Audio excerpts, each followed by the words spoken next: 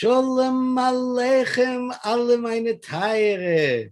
Hello, hello. Here we are, schmoozing with Avi. If it's Tuesday at 7, it must be Avi Hoffman ready to schmooze with another incredible guest.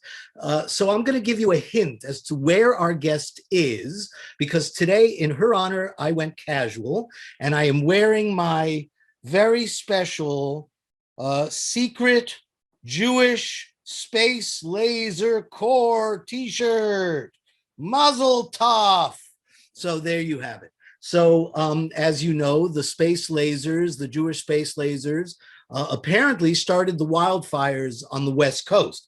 And so our guest today is on the West Coast. And so I'd like to tell you about Jana Mazurkiewicz Meisarosh, is a PhD candidate in the Slavic department at the University of Michigan, Ann Arbor. She is working on her dissertation about Yiddish theater in communist Warsaw. So we're going to have a lot to talk about when it comes to Yiddish theater.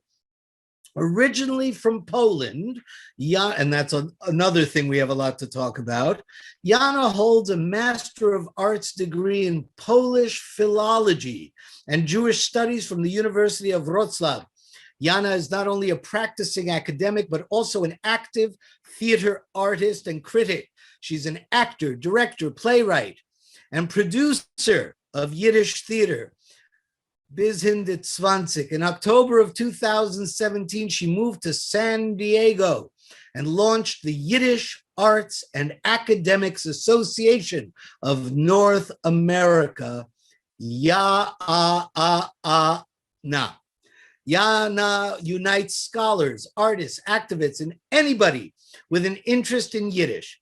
In April 2021, Jana opened a Yiddish Theater Academy, whose mission is to provide Yiddish theater training to aspiring Yiddish actors. Oh, I am so impressed. The physical home for Jana and the Yiddish Theater Academy will eventually be what I love, Yiddish Land, California, an immersive, shtetl-inspired, multi-generational residential community for Yiddish and non-Yiddish speakers alike. Ladies and gentlemen, please welcome my friend and associate, past, hopefully present, and future, Jana. Please join me. Otazoy. Shalom Aleichem. Shalom Aleichem, Jana, and Hashenim Dank. So tonight, you know, schmoozing is generally in English, but almost everything we've done with Jana has been in Yiddish. So you all can forgive us if every so often wir haben und reden a bissl Yiddish. We may pop into Yiddish every so often. Jana, first of all, thank you. I'm very honored to have you on this program tonight, because I think the work you are doing is not only exceptional, but extraordinary, and for so many reasons. But before we really get into what it is that you do, I want to know more about you. All right, so erzähl uns, tell us how, you know, first of all, where you were born, where you grew up, how much Yiddishkeit was in your home when you were growing up, and what in the world inspired you to get so involved in the Yiddish language and culture. Thank you, Avi, for having me. I'm honored to be here, and of course, all the koyach to you for organizing such great meetings and for all the work you do.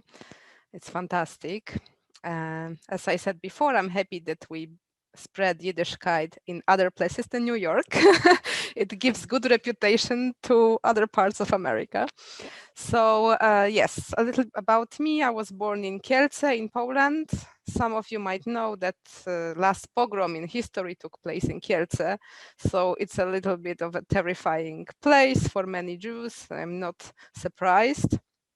In Kielce, of course, there was not much Yiddishkeit after the war and under communism. When I was born, it was still communism.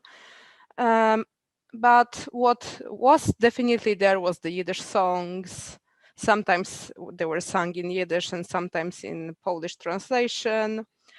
And there was still this Yiddish Theater of Warsaw where I slept on the train every Sunday pretty much. So there was still, there were some traces of Yiddishkeit. And around Kielce, we still had these shtetls, basically with the same architecture, untouched by the war, some of them, with no Jews left. But at least it gave me an understanding of, when it comes to architecture, what it is to live in a shtetl, how it affects a person, and how this existence is different than in a village or in a big city. So I think that was the most formative element, to see these shtetls without the Jews, to imagine Jewish presence there, the language. It's easy, if you go there, if you visit, it's easy to get these images in your head. Kind of. And when I was growing up, there were no Yiddish classes, at least not available to me in Kielce when I was growing up, of course not. The closest class was in Łódź. So when I was a teenager, I called them up and I wanted to go. But I think the classes were canceled because not enough people showed up.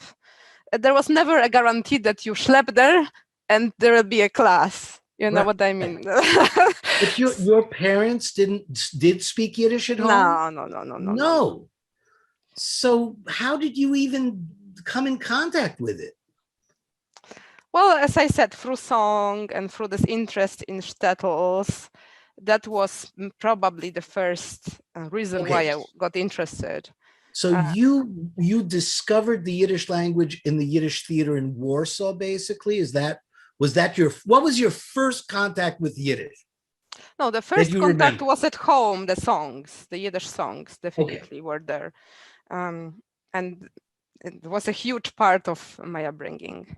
Right. So your parents were singing the Yiddish songs at home. Yeah, they were singing, and of course, in the TV was going, or radio was going, and they were performed on a very high level by actors. So it was just like right now, my daughter, she's 4-year-old. She speaks a little Yiddish, but, she doesn't understand like what the laws or anything. But if you have great actors performing these songs, the facial expressions alone will definitely convey the message and will make you interested. Right. I think if it's a high level performance, it doesn't matter what language, you'll get hooked. Sure. You'll get hooked. So when did you discover the Yiddish theater in Warsaw? Well, I always loved theater. So, Kielce, as I said, it's kind of a provincial place, but it has a great location. My father always joked that it's easy to escape because you go to the train station or bus, and there are daily trains and buses to Warsaw, to Krakow, and then to Vienna, to Paris, to Brussels. You get connected to European culture if you live there. If you live in a small American town, not necessarily, you know what I mean? It's not that easy to escape. For me, it was easy. If you want to, you can escape. You can go to the theater and go back the same day. So that's what I did. I visited various theaters in Krakow, in Warsaw, and one of the theaters was the Yiddish theater. And back then, it was not only the Yiddish theater, but also, I'll never forget, one of the best restaurants I've ever been to was in this communist block of flats. And it was hidden. It was in somebody's apartment. So the whole aspect of having such Hamish environment, to go to somebody's house and all of a sudden you are in the restaurant, it's not commercial. It's something that you barely can encounter these days. I mean, now you're young, you're a lot younger than me, obviously. So, but without necessarily telling us how old you are, what years are we talking about? What year did you discover Yiddish theater? Well, that was that time, 90s, early 2000s. That was that bridge between communism and capitalism. That was a very unique, time in history when the state was still throwing money at culture, so you could cheaply see the best artists and whatnot. Right. And that's something that we don't have anymore. Right. And already it was not as dangerous. It was not as gloomy and gray and horrible and terrifying. So I like that period because we had the best of both worlds. That's my Right. assessment, at least. So I actually, in 1994, I was invited to perform for the Yiddish Theater in Warsaw Uh-huh. as part of their Shalom Festival. They had a festival at the time that I think was called Shalom. And I remember watching the Yiddish Theater, the National Yiddish Theater of Warsaw. Mm-hmm. And I was amazed because 98% of the actors were not Jewish. There were maybe 3 Jewish actors, Mm-hmm. and nobody really spoke fluent Yiddish. So everyone was learning it phonetically. Yep. And it was supported by the government. And so everyone was getting paid.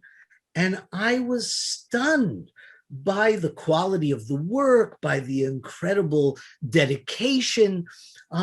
So when you saw Yiddish theater later in the 90s at that same theater, I'm assuming it only got better and better. Do you remember any of the shows you saw?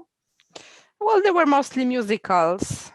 So I heard familiar songs that I already knew from home, but performed live.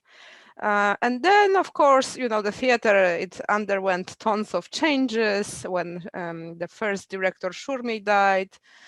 All of these reforms started with more contemporary plays and modern directors. So they had all kinds of performances. But I would say the trend was that the more classical performances were in Yiddish and the more modern ones were in Polish. Wow. Somehow. So I was thinking it would be nice to have the modern performances in Yiddish as well. And I think it's slowly happening there. I'm not sure because I haven't been in Poland for quite a while. That's what I hear in the news and hear from my friends, that now they have more modern performances in Yiddish. So we'll talk about your leaving Poland and coming to America in a minute, but I still want to touch on something. So you were an adult basically when you left Poland. I mean, you weren't a child, right? Well, I left my town when I was 14 to study. There was a very nice high school in Krakow with focus on theater. We had some theater workshops with a very crazy theater director who was very much into avant-garde and physical theater. And this is where I got my theater training. So I left my town when I was 14. And then I think I left Poland maybe when I was 20 to go. Okay, so you were basically an adult. You were capable of understanding what was going on in life. And the reason I'm asking is because when I was in Poland in 94, I encountered some very interesting elements. Out in the countryside, I still felt that people were looking at me like I was an alien. That's Jewish right. Yeah. was like who, what, when, and anti-Semitism was still, I could still feel it. Whereas in Warsaw and in Krakow and in some of the bigger cities, I felt the opposite, that there was a desire to know more about Judaism. And in fact, the director of the National Polish Theater in Warsaw actually said to me that, and the way he said it was very unusual. He said, ever since the Jews left Poland, which I thought was an unusual way to refer to, Yeah, right. Okay. Yeah, it wasn't exactly like we chose to leave after 1,000 years. He said, but, ever since the Jews left Poland, he said, the Polish culture had suffered, and that they wanted to know more about the Jewish culture and reintegrate Jewish culture into what was 1,000 years of participation in Polish culture. So I guess my question to you is, did you ever encounter anti-Semitism? how did it seem to you that the Polish world dealt and related to the Jewish world? Yes, I think it has to do with politics, just like in the United States. Things change radically and sometimes very rapidly too. So when I was growing up, it was not that bad at all. And the government, especially when Poland entered the European Union, it really supported the Jewish culture, like sometimes to an absurd degree. Most theaters in Warsaw would perform what was then in fashion, the Israeli plays. Not necessarily Yiddish. So it started with Israeli art because Israel and Hebrew were in fashion. Then Yiddish was in fashion. And now, as you know, starting from 2016, we have this horrible right-wing government and things have changed a lot. But I can't tell you much about it because in 2016, that was the last time I went to Poland. I haven't been since. And I remember I felt more anti-Semitism. I don't know why. Maybe it was the new government, or maybe it was because for some performance or something, I don't remember what exactly, I had to dye my hair black. So I didn't melt in that easily, you know. Most Poles are blonde. So when I'm blonde, like, who cares? But I looked differently. And I always had a darker skin. So not only the hair, but also the skin. And somehow, maybe, I don't know what it was, the new government or just a different appearance, but I felt more anti-Semitism in 2016 than ever before. Wow, wow, wow. So it's changed. It was not how I grew up, definitely not. And we all know that anti-Semitism is on the rise again in Europe, you know, all throughout Europe, and even here in the United States. So then you decided you were going to leave Poland, and at this point you were already learning Yiddish language. You were performing in Yiddish theater. Well, I never performed. I worked there. So first I left to study in Europe in different places because, you know, when the gate opened, lots of people used the opportunity to study abroad. And it was not like in America, you could get credits and the credits would get transferred to your university. So you could study wherever you wanted and still get your degree in your country of origin. Right. So lots of people left then. And I left for 3 years. I studied in different places in Europe, including Romania, because my master's thesis was also about Yiddish theater. And of course, Romania was where the Yiddish theater was born, in theory. In practice, we don't know, but in theory, it was born there. So I wanted to visit and I wanted to study there too. Right. And my last interview for the master's thesis was with Szymon Szurmi in Warsaw, with the former director of the Jewish theater. So I went to the interview there and he offered me a job. And the day before I was offered the job at that Romanian Yiddish theater. So I had this, like, I didn't know what to choose. Romania was more exotic and interesting, but also I haven't seen my family in a while. So I chose Warsaw because of the family. And so how long were you in Warsaw after that? It was maybe 2 years. So I was his assistant and I had all kinds of weird tasks to do. You know, assistants, they do everything. Right. And this was in the Yiddish theater? Yes, yes. Wow. Okay. Wow. No, that was very, very interesting. I learned a lot there about like how to sustain an institution, how hard it is to deal with all these egos and all kinds of situations. And in a way, you guys were a little luckier because here in the United States, we get very little government support. Yeah. And in Europe, you know, the arts are supported. So when did you suddenly decide? I mean, I'm guessing at this point you were speaking pretty fluently in Yiddish. Yeah, these interviews were all conducted in Yiddish. Yes. Right. So what made you decide to leave what seemed like a very comfortable job with your family not far to come to San Diego? I mean, why? Why San Diego? And why America? And what Why would you do that? You had such a great situation.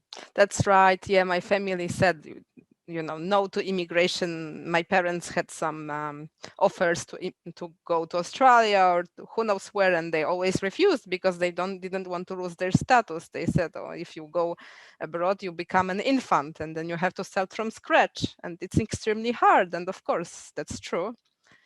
But on the other hand, Poland didn't have enough Yiddish speakers, and I wanted to really immerse myself. I wanted to use it every day. Mm. I didn't want to lose it, and lots of people. I hesitated. It was not an easy decision, but eventually, my family and some friends they did persuade me to pursue a PhD. That's. I'm still not done with that. Right, I see. See that. Mm, Yeah. And so, but okay. So you're pursuing your PhD at the University of Michigan in Ann Arbor.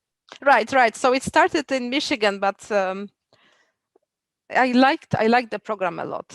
We had an excellent Yiddish teacher and intensive classes 3 times a week, and then of course we were doing a lechaim at night. So that was a Yiddish immersion. I loved it. Very high level. I was happy with that, but I have a chronic disease, so I can't do cold. In Poland was tough, Oh, and wow. I guess that's why I wasn't in theater, since I was a child, because I was constantly sick. And in Michigan, it got even worse. The climate is basically like in Canada, so I got very, very sick. Oh, I'm so sorry. Yeah, well, that's maybe for the better because because of that, I moved to San Diego. I see. Why San Diego and not Miami? You could have been with us here in South Florida. Well, Miami was on the list. It was the Right. first position on the list, but then I got pregnant and Miami, there was Zika. So I didn't Yes. want to move somewhere where Zika was happening. And I remember Zika. Yes. Mhm. So you ended up in San Diego. Why, and again, why San Diego and not Los Angeles or San Francisco or Arizona for that matter? Anywhere warm. What was it about San Diego that attracted you? Well, San Diego, less wildfires, less earthquakes. I was thinking already that maybe some nonprofit situation would happen eventually. And I know that there are lots of Yiddish speakers here from Russia, from Mexico, from South Africa, from interesting places. And they are not being appreciated enough. They sit somewhere in the corner. Some of them are Holocaust survivors, so they tell this Holocaust story all the time, and nobody asks them about Yiddish. Nobody asks them what their life was before Holocaust. Right. And this is a shame.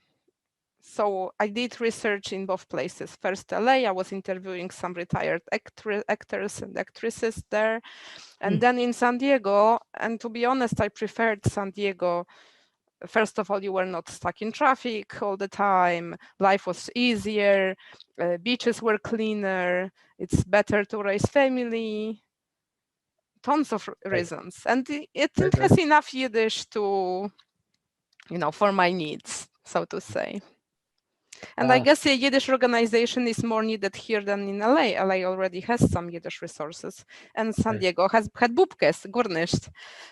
When I moved here, not even single Yiddish class. Wow. So I think that's a better choice. We're already starting to get responses. People that we know, Naomi Miller is so excited to learn about you. And Steve Lasky, do you know Steve Lasky? Hi, Naomi. Yes. So he loves your enthusiasm. Elita Neuhausen, who we love, she says this is a delight, and Leah Volinetz, of course, says hello, Chaverim. So, so tell us. So let me show the audience a little bit more about All right. So you came up with this idea. And I think it's brilliant because in many ways, what you're doing in San Diego is very much what we're trying to accomplish with the Yiddishkeit initiative and why I love Jewish. You know, this Yiddish Arts and Academics Association of North America. How did you come up with this idea? I mean, I always wanted to do it. It was just a matter of finding a good location and bridging the arts and academics, because these worlds are so separate. And academia has fantastic resources. Back in Michigan, you know, we did one Yiddish play, an elaborate production, and because I'm not counting some small, you know, sketches. What was it? That was called Wooden Wars, Hilton Milchomes. And it was about, it was about these wooden figurines of Jews that are sold all over Poland. Oh, yes, with the money. Yes, so that was a symbol of Polish-Jewish relationships, and the whole play is about Polish-Jewish relationships. Wow. So it starts in English, and then slowly the actors on stage are kids who learn Yiddish, and then the second act is all in Yiddish. So the audience learns the language with the children. Wow, and who wrote this? I wrote it because I wanted to see if that would work. Wow. And there were so many beautiful resources. We had a stage available for free, a recording studio available for free, camera. You know, if you did such a production anywhere else, it would cost thousands and thousands of dollars. Right. So too bad that there are not enough relationships between theaters and academia. What we could, you know, think about it, what could get accomplished if we worked with academia. Students would have a better connection with Yiddish language. Sure. And all the actors who performed, they told me, wow, I learned so much Yiddish in this production. Have you ever done it since? No, just there, because yes, I wanted to really do it in a good way, you know, like I think we had half a year of rehearsals. Wow. And that's why also the PhD is delayed, because I was busy doing other things. Wow, that's so amazing. So conceptually, just before we get into the you know, the details of it, conceptually, so your concept is what exactly? What is your intention with this organization? Well, we have to find different ways of learning Yiddish and living in Yiddish. Because right now we're all disjointed, and of course Zoom helped a lot to connect us all. Yeah. But I don't think it's the only way to connect people.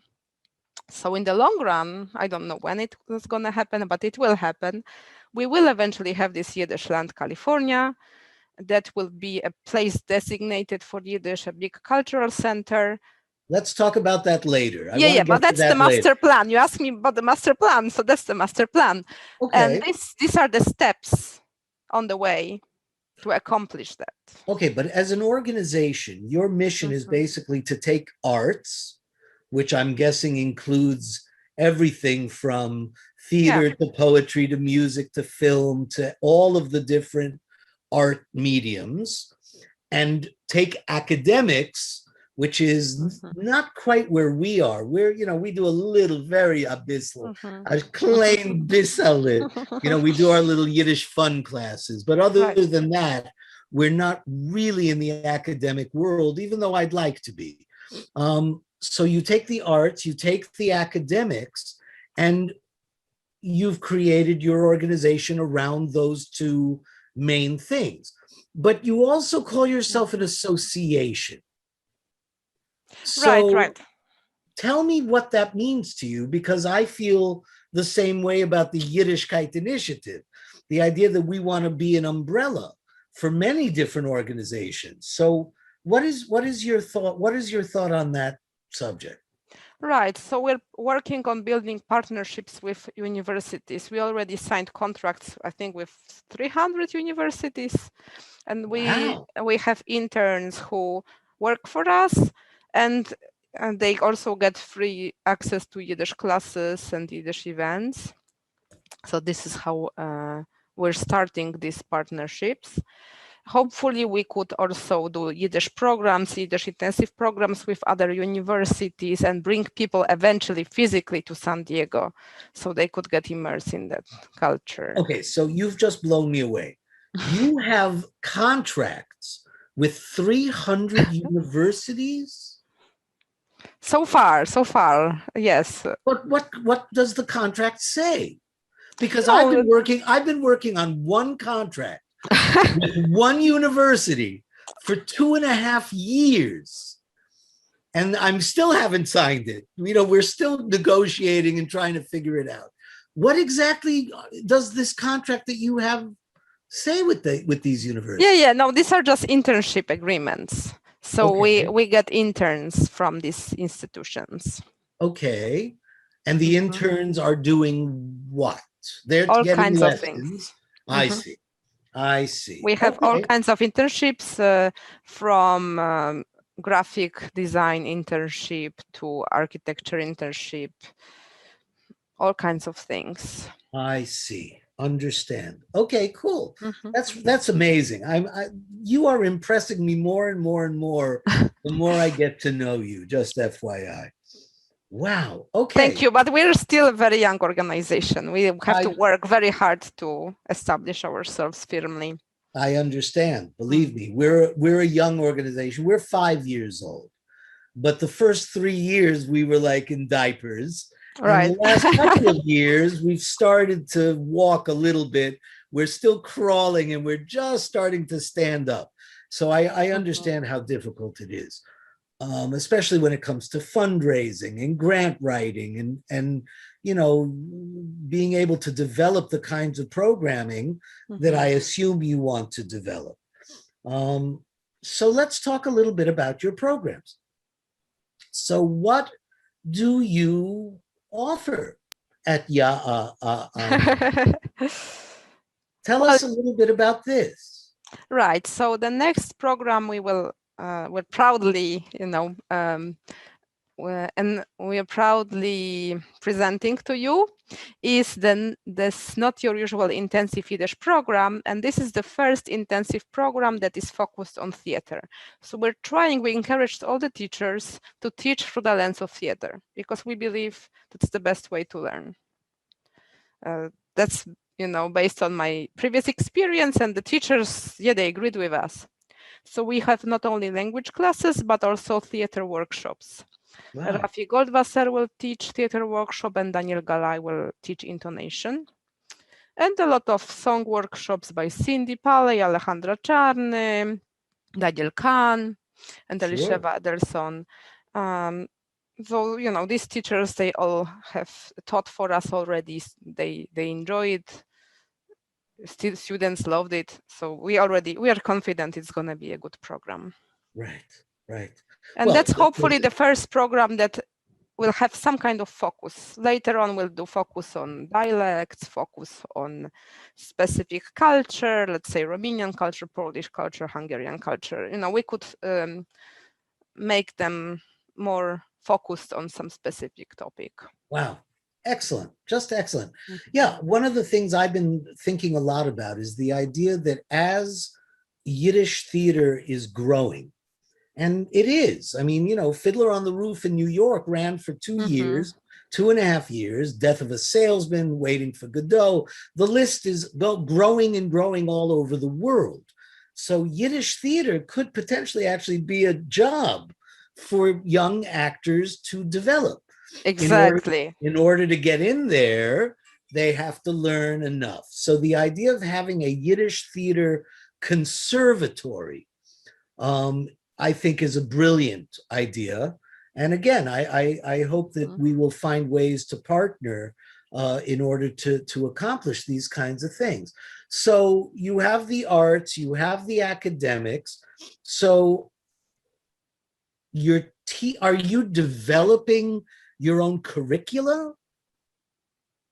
We want to very much. So this summer program is the beginning. And we'll see how it works. We see what kind of feedback we get from people. And if it goes well, then we could start developing more and more unique curriculum, especially when it comes to kids, because that's another thing we really want to pursue. There is not much out there for kids to learn Yiddish. Right. There actually is more than you think. But toddlers, I'm thinking about like. Yes. I'm thinking Oh, toddlers also. okay. People don't realize, and I'm sure you know, that once upon a time, if you go back to the 1960s, is pretty much when it started to end. But in the 1960s, in the 1950s, in the 1940s, and the 1930s and 20s, there were thousands Yes. of Yiddish schools all over the world. And they taught children daily. I went to a daily Yiddish school. The last big one, the Sholem Aleichem Volksschule number 21 on Bainbridge Avenue in the Bronx, which was the home of not only where I went, but the Schechters and the Gottesmans, Itzik Gottesman, and the Fishmans, Dovidel Fishman, Yep. and the Melotics, and the Gottliebs, and the Valetskis. We all came out of this one area in the Bronx that was really the last, because by 1969, 1970, it was already gone. But all those schools through all those decades had curricula for children. My mother wrote the curricula that I studied, and others. And so the curricula exists. We just have to go find it and revive it and rework it for the 21st century. Exactly. That's our point. And we already have some donations for the Future Museum of books that were written in Mexico for kids who learned Yiddish. So there is tons of materials, of course. It's just a matter of finding a way to utilize it, because through Zoom, it won't fly. No. It's going to have to start. It has to be in person. Right.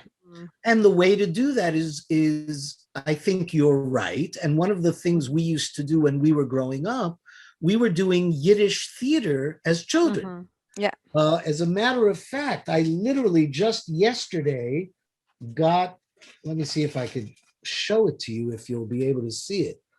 This is a booklet called Purim is a Time for Fun. And it's a little hard with the, yes. But this we can see.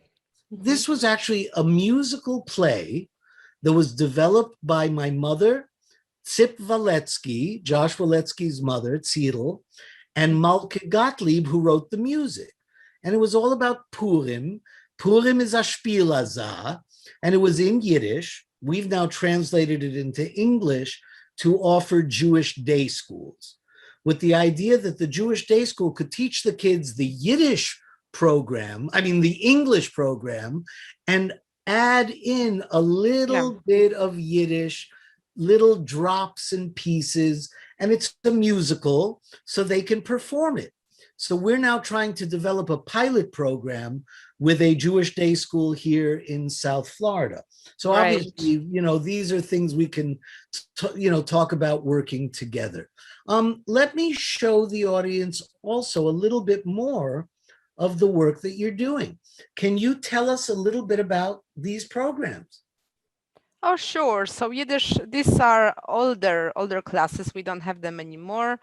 But the first one, Yiddish for Clever Kids, that was the class where the teacher was teaching Aleph Beis, letter by letter. Very, very nice class, very funny. And then the arts and crafts was another class that was Yiddish conversation. So the other teacher was teaching kids how to do arts and crafts in Yiddish. Both very fun. My daughter enjoyed both of them. Right. And I test everything by her. If she doesn't like something, that means problem. So I have a great testing system at home regarding wonderful. What will fly or not. It's wonderful. Again, Jana, I what amazes me is I've been in and out of the Yiddish theater world and the Yiddish language world all my life. You've heard my story. I was born into it, and Yiddish was my mama loshen, and I grew up in the Bronx with all these amazing people who went on to do amazing things. Yeah.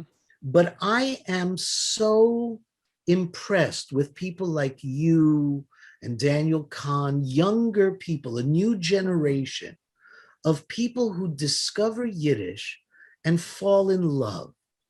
And it's Jews and it's non-Jews. It's really a very wide world. So tell me a little bit about how you see the expansion of Yiddish from your perspective. Because again, I look at it from 40, 50 years and I go, for the first 40 years, nobody cared. I was doing Yiddish and literally nobody cared. I moved to Israel and I spoke Yiddish and everybody laughed at me because they didn't want to have anything to do with it. But now here we are, 2021. Tell me your perspective on the growth of Yiddish in your lifetime. Oh, it's huge. Well, first of all, as I mentioned before, Poland had first nothing. And towards the end of communism, that was a period of indifference. Then all of a sudden, Hebrew became popular and everybody was learning Hebrew for a few good years. And then Yiddish became popular and everybody was learning Yiddish. Now people learn both, which is great. That's how it should be. There is place for both. This is perfect. And yes, exactly. When I was growing up, I knew everybody in Warsaw before I left Poland. There were a few people who spoke Yiddish and we knew each other. Everybody, it was nice and Heimish, but after a week or two, you knew exactly the whole Jewish world. And now I don't know these young people who speak Yiddish, and it's great not to know them because it means there are more and more. Right, but I just saw an article that was that came out a few days ago. Apparently, Google has estimated that there are now 3 million Yiddish speakers worldwide. Yeah, it's finally growing. The number is finally growing. I mean, I am blown away by that number. Now, I'm assuming a majority of them are Hasidim that have very little interest in Yiddish arts or Yiddish academics or Yiddish language, except how it relates to them and their world, which is fine. But I'm going to say that there are probably a lot more than I ever imagined possible who are not the orthodoxy, people like you and me, who are, falling in love with the cultural elements of it. I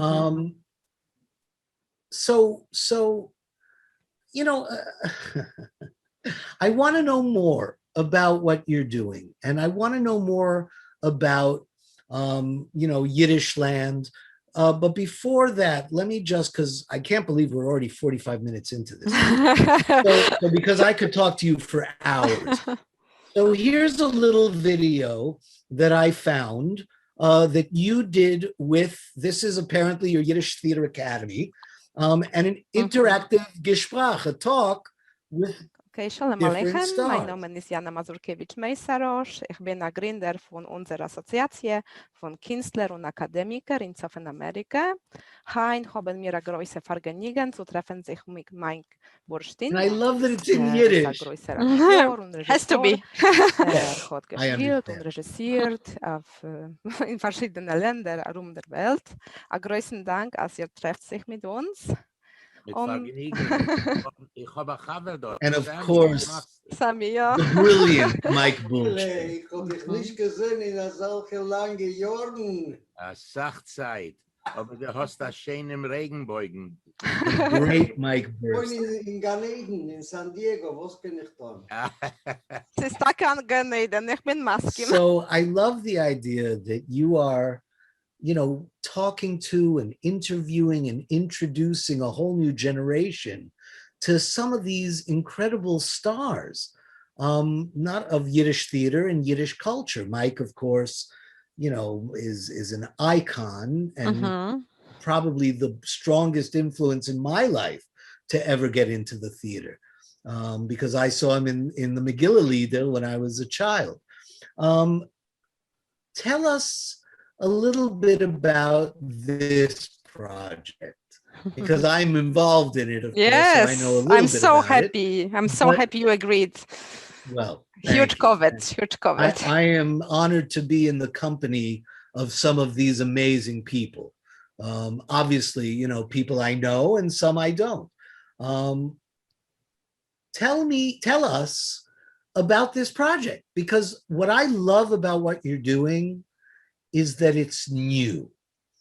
You know, I've done old Yiddish theater. Uh-huh. I've done existing Yiddish theater, but it's very hard to find new works. So tell us a little bit about this and some of the other new works that you're doing. Well, it's not a surprise because there is no funding for new works. So when I moved to San Diego and I was so excited, I brought all these ideas. Oh, let's do this unknown play and that unknown play and erotic this and erotic that and drag queens in Yiddish.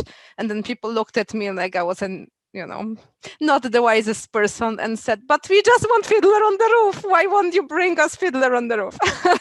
So that's why probably we don't see, people write in Yiddish, and there are lots of works in Yiddish that have never been staged because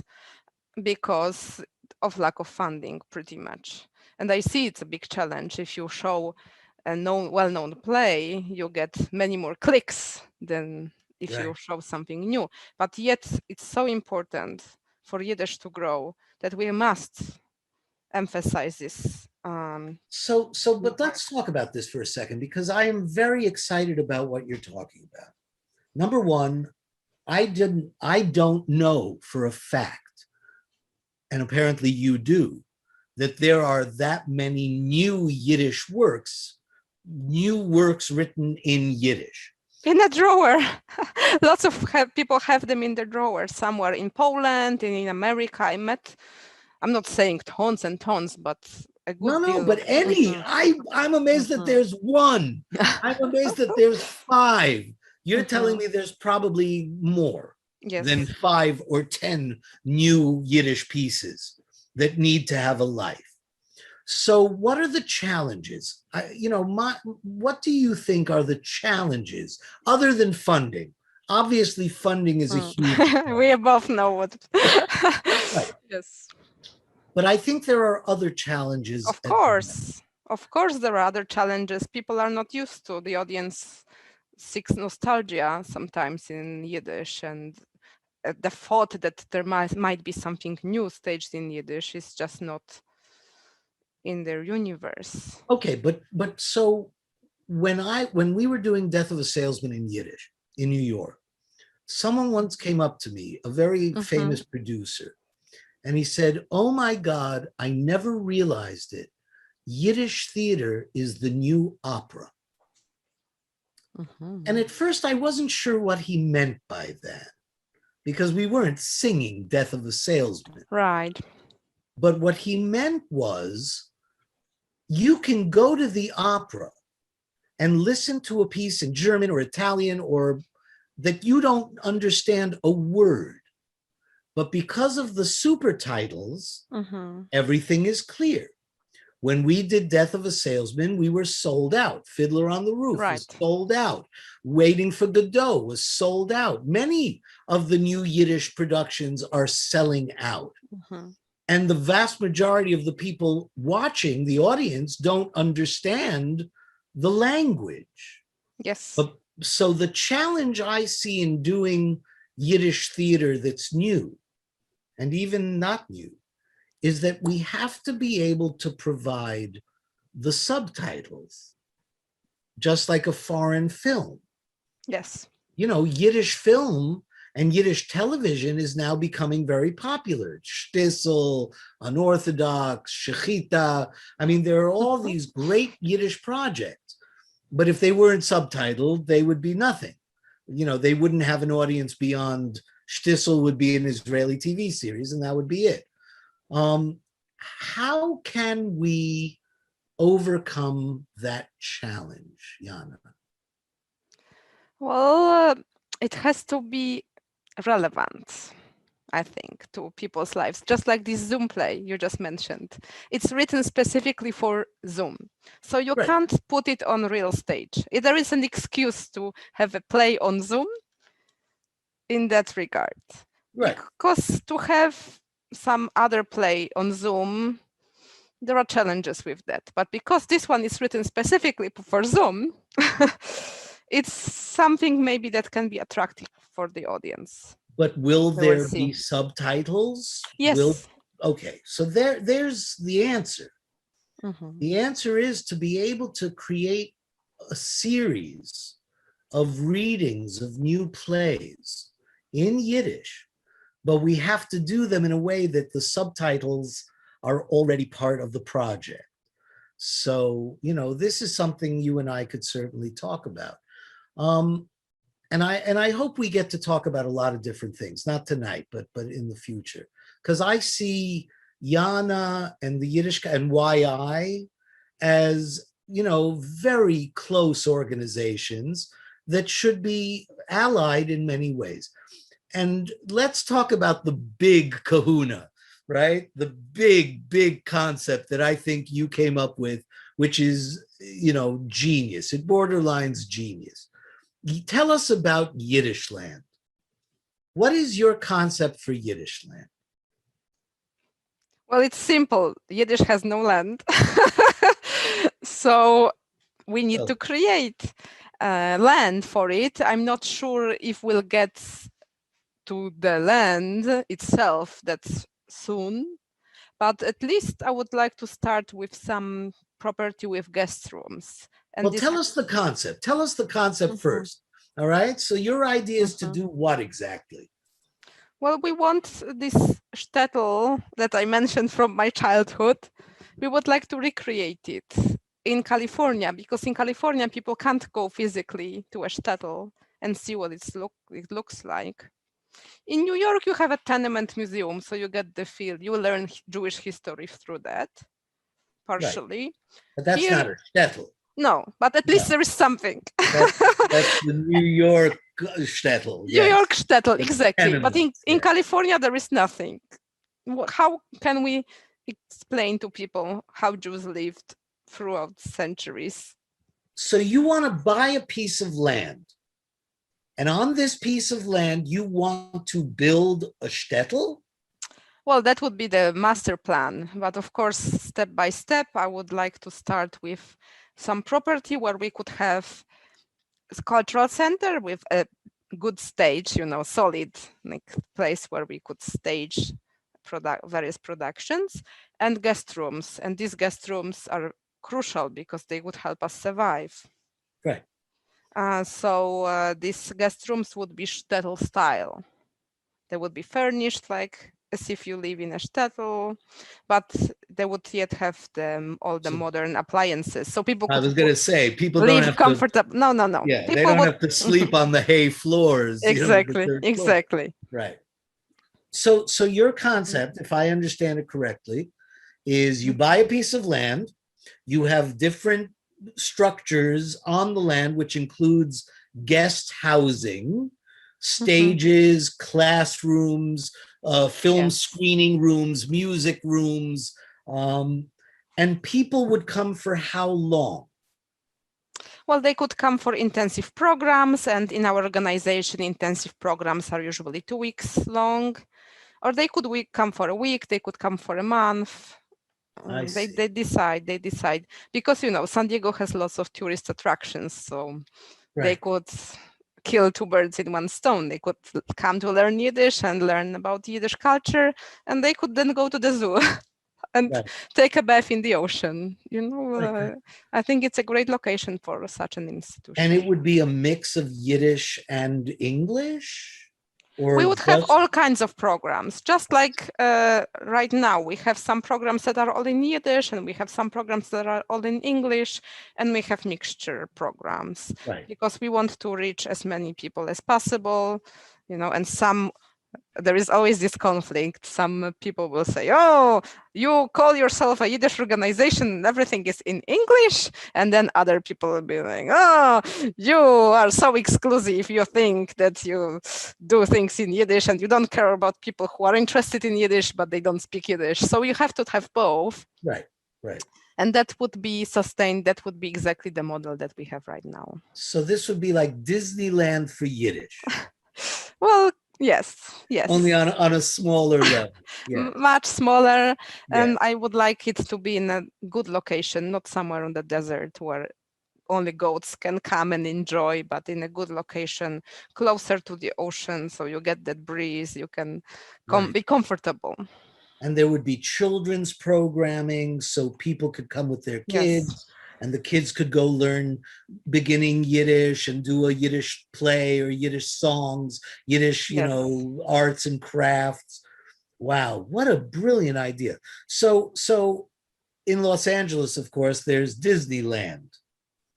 Here in Florida, in Orlando, we have Disney World. Right.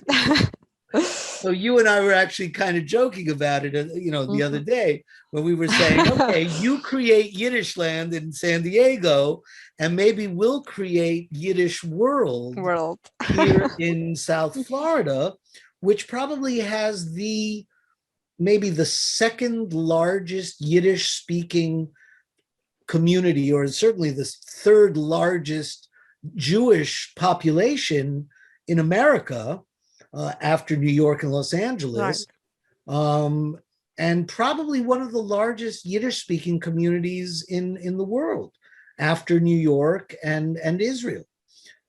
So I love the idea that you could create Yiddish Land in San Diego, and then we'll hopefully partner with you to create a Yiddish world here in South Florida.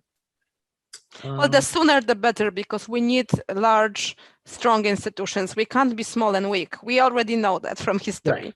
Right. Well, look, my feeling is, and that's why I got so excited when you said you're already partnering with 300 universities. My feeling is it's time to get one or more major universities to partner with organizations like yours and mine to start cooperating in Yiddish academics. And when I say Yiddish academics, I've been negotiating for 2.5 years with the University of Miami. And we are very close, I hope, to actually closing a deal that would incorporate not only archival materials, but also curricula. And not only curricula for language, but also Yiddish theater, Yiddish music, Yiddish film. So once again, the idea, Yiddish literature, we have to start incorporating the larger picture of Yiddishkeit and Yiddish culture, Yiddish language, into academic programming, because right now there are Yiddish programs around the world, which is great. And there are independent organizations like yours and mine and the Workers' Circle and the Yiddish Book Center and the Volksbühne, who are doing Yiddish classes, which is great. But it's time for us to do more. Jana, before we go, and again, I'm so grateful for you and what you're doing. If there were people watching this program right now who had the resources to help you do what you're doing, what would you tell them? Well, here's your chance. Do the pitch. I would tell them it's about the time that we introduce the future generations to Yiddish, that we not only learn the language passively, but we live in it. And we will not accomplish it without Yiddish Land. And Zoom is not enough. Plenty of people approached me and said, "What, we have Zoom?" it's not the same. You have to get drunk with somebody, you have to eat a meal with somebody, you have to dance with somebody, and that's only Yiddish Land will enable in the long run. And we have to survive. We have a lot of competition on Zoom with other languages and with other beautiful cultural programs. Right. We want to survive. And we don't want to be around for 5 years because of cool, funky, modern organization. We know it from history, and I know it very well from my PhD. There were tons and tons of beautiful organizations in the interwar period, let's say in Poland or elsewhere, that did not survive. Right. And not only, well, before Holocaust, they collapsed because they were not strong enough, and people, instead of collaborating, they would argue and, you know, not be nice to each other. And that's why plenty of these small Yiddish organizations did not survive longer than 2, 3, 5 years max. Right. So if you study history, you see it. We have to be strong. We have to build strong organizations. Right. Right. I couldn't agree with you more. And I think the time is coming where we will indeed be able to create larger funded associations with the different Yiddish cultural organizations like yours and like mine and academic institutions. And I am feeling very confident that, you know, Yiddish Land and Yiddish World and Yiddish classes and Yiddish theater are inevitable, because Yiddish, you know, it's amazing. 300 years ago, a Yiddish historian said within 10 years, Yiddish will be dead. He's dead, and here we are talking about Yiddish all over the world. So wonderful. Jana, I cannot thank you enough. I look forward to Corona and the new normal. I can't wait until we get a chance to do it. Somebody wanted to know whether you deal with Klal Yiddish. How do you deal with dialects? Right. So for now, the classes are in Klal Yiddish, but we Can you explain what that is for those of the people who don't understand? Klal is the language that you learn in academia. So this is the Yivo Yiddish, the standard that you learn in academia. And why you learn it, the simple truth, the textbooks are written in Klal. So to unite all Yiddish speakers all over the world, we decided to use the Klal Yiddish. But starting from next year, we'll incorporate the dialects. We're looking now. And if you know of any teachers of dialects, of native speakers of dialects, please let us know. We will bring them as special guests, and we already have a few on our lists who will talk to us, who will do cultural programs about dialects and in dialects. Well, David Katz comes to mind. Exactly. David Katz. Yeah. And I'm not even talking about like big names, but here in San Diego, we have these people who speak beautiful Yiddish. You know, nobody has heard of them probably globally, but we could definitely bring the local resources to the table. Ah, wonderful. Wonderful. Ladies and gentlemen, I am very proud to have had our guest for this evening's schmooze, Jana Mazurkiewicz Meisarosh. How do you pronounce your last name? Meisarosh. This is my husband's name that I took to make my life even more complicated. Mazurkiewicz wasn't hard enough. Exactly. Meisarosh. Sounds Hungarian a little bit. Yes, he has Hungarian background. Ah, there you go. You see, like me, my father was Hungarian from a little shtetl in the Carpathian Mountains. So thank you, Jana, for joining us. Hashenim and herzlichen Dank. So schnell sein, gesinnt und stark, and Yasher Koyach für alles, was du tust. A großen Dank. Dieselbe Sache für euch. Nicht so viel was.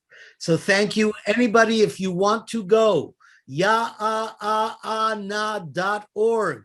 YAAANA.org. And you'll find out so much more. And I look forward to hopefully many, many associations with Jana and Yaana.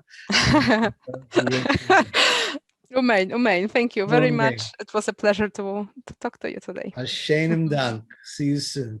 See you at the Good. rehearsal. Yep, thank you. Bye. Bye-bye. Good. So, ladies and gentlemen, once again, Schmoozing with Avi every Tuesday night at 7 o'clock. I invite people that I respect. I invite people I know. I invite people I don't know. But people who are doing something important for Yiddish and Yiddishkeit, Yiddish culture, Jewish language. And there are many, there are many Jewish languages. It's not just Hebrew and it's not just Yiddish. There's Ladino and there is Bukhari and there is Mughrabi and there are Iraqi Jewish languages and Iranian Jewish languages and Farsi. And wherever the Jews live, they developed their own wonderful fusion languages. And we should be celebrating all of that. whyilovejewish.org is our website. And we are now announcing some very exciting programs. On May 30th, it will be the 120th anniversary of the birth of the great Yiddish poet Itzik Munger. And we are planning a full day of events. It's not on the website yet, even though May 30th is coming, but we will have it very soon. But we have announced June 22nd is the 100th, the centennial anniversary of the birth of the great Broadway impresario Joseph Papp, whose real name was Yossele Papirovsky. Yossel Papirovsky would have been 100 years old on June 22nd.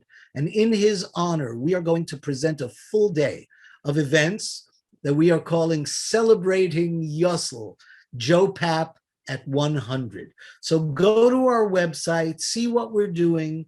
We are doing a full day of free events, and then we're going to have a fundraising gala and a VIP reception that you can purchase tickets to and join us.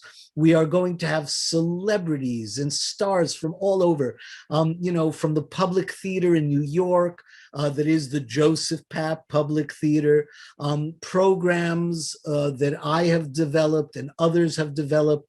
The Tracy Holder, the director and producer of the highly acclaimed Joe Papp documentary, Joe Papp in 5 Acts. For those of you who don't know who Joe Papp is, I don't know what rock you've been living under, but he founded Shakespeare in the Park, free Shakespeare in the Park, in Central Park in New York, and the Public Theater in New York. They developed Hair and a chorus line, The Mystery of Edwin Drood, For Colored Girls, Runaways, all the way to Hamilton, which was developed at the Public Theater and eventually became the worldwide success that it is. So go to our website, whyilovejewish.org, and you will see all of the many events and how you can also have a tribute to Joe Papp and join our tribute book for a small contribution at different levels. And so we appreciate all that you do for us, and we love what we do for you to bring the best of Yiddishkeit and Jewish culture to you and the world. So once again, thank you for joining us. And I look forward to seeing you next Tuesday at 7 p.m. And we also have our Yiddish classes that are starting up again. So please join us whenever you can. Hashanim Dank.